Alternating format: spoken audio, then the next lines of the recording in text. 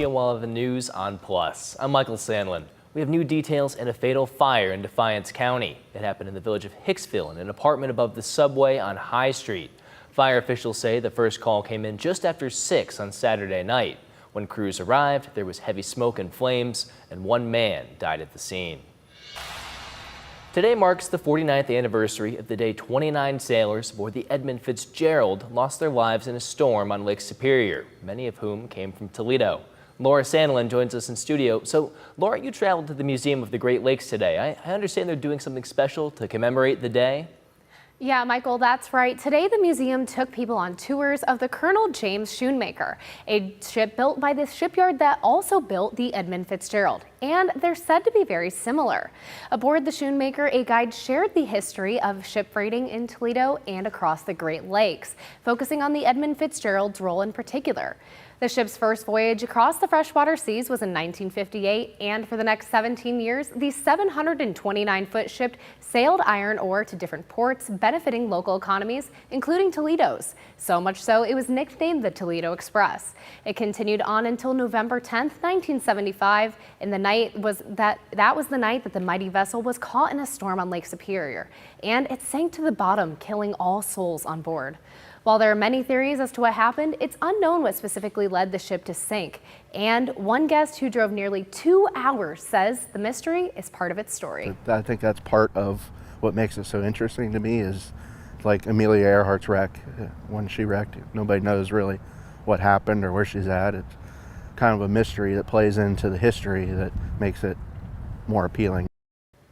Next year will mark 50 years since the ship sunk outside of Whitefish Bay, and a tour guide from the museum tells me they plan to make next year's experience extra special for the guests. You can watch the Great Lakes Shipwreck Historical Society's Edmund Fitzgerald Memorial Ceremony live on WTOL 11 Plus at 7 p.m. or on demand at on WTOL Plus. Reporting in studio, Laura Sandlin, WTOL 11.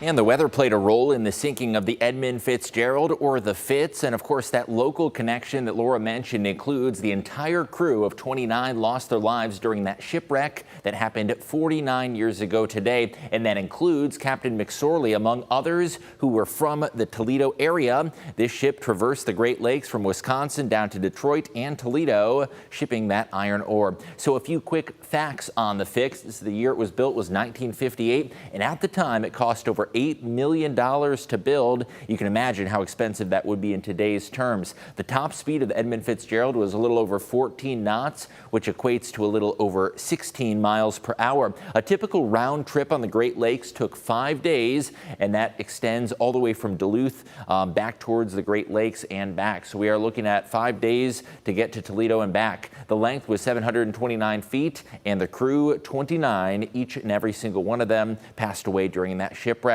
There was a strong storm in the Great Lakes, an area of low pressure. The Fitz departed Duluth, Minnesota on November 9th. You can see there that blue dot indicates the start of the voyage. Now, this low pressure system brought gale force winds. The same the gales in November has some historical validity to it, as we saw in 1975. That low moved through the northern Great Lakes and up into Canada. That storm track over Lake Superior was really ideal for creating the strongest winds, which unfortunately did not fare well for the Fitz, which despite its length of 729 feet did not end well. We're going to have more on the weather forecast, which includes some more seasonable temperatures coming up in just a little bit. Michael. All right, John, Laura, thank you. Pharmacy chains across the country continue to close their doors in record numbers, but one Toledo group is looking to offer a local alternative, with Sylvania Family Pharmacy holding a grand opening this weekend for its second location in West Toledo. Dominique O'Neill reports. 2, 1. It's the start of a local solution to a national question. What pharmacy should I turn to?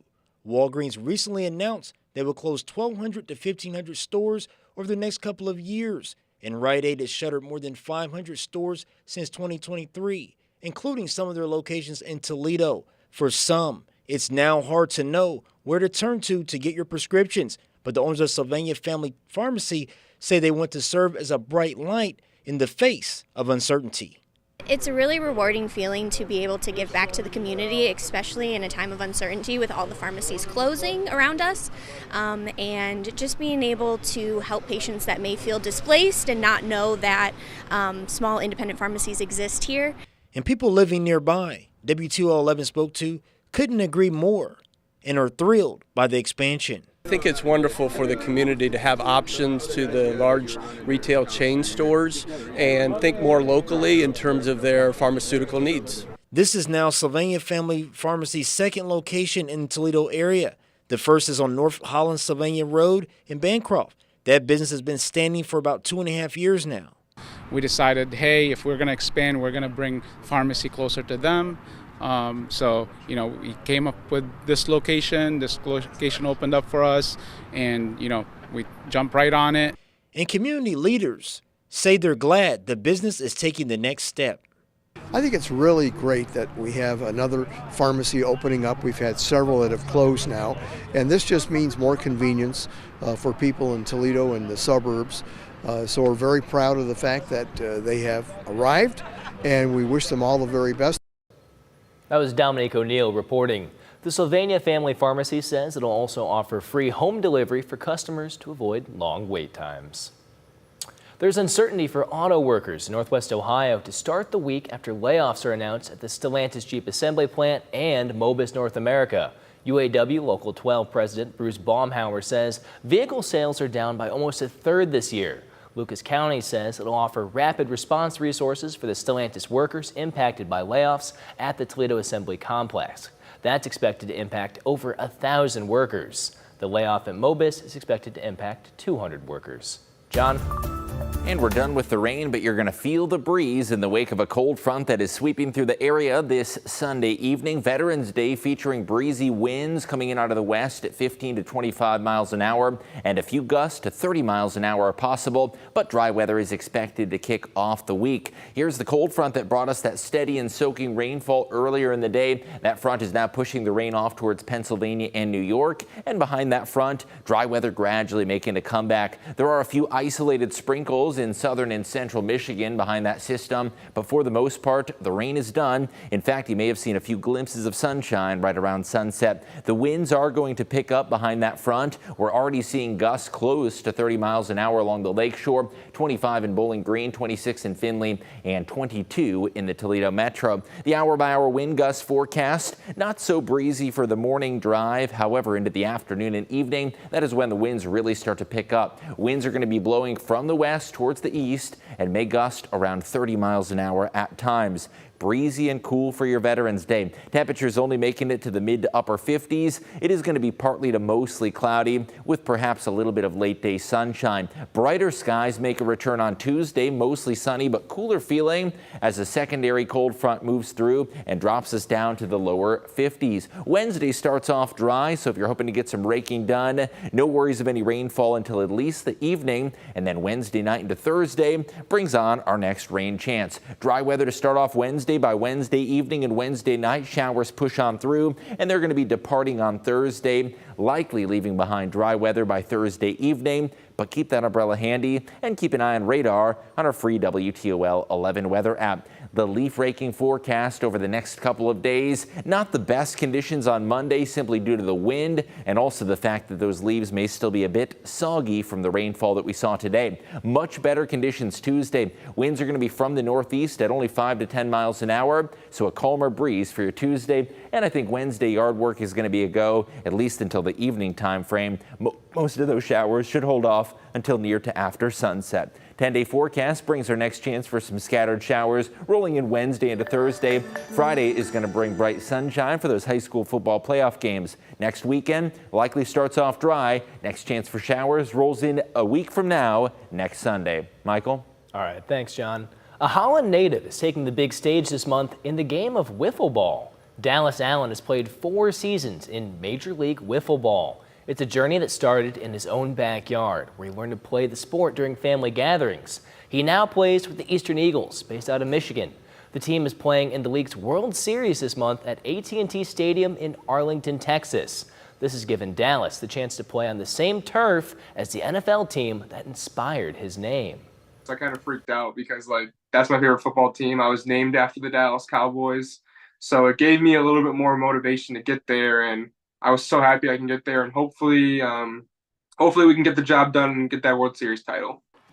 The Eastern Eagles lead the series, winning 3-0 against the Pacific Predators on Friday. The teams face off in Texas for Game 2 on November 12th.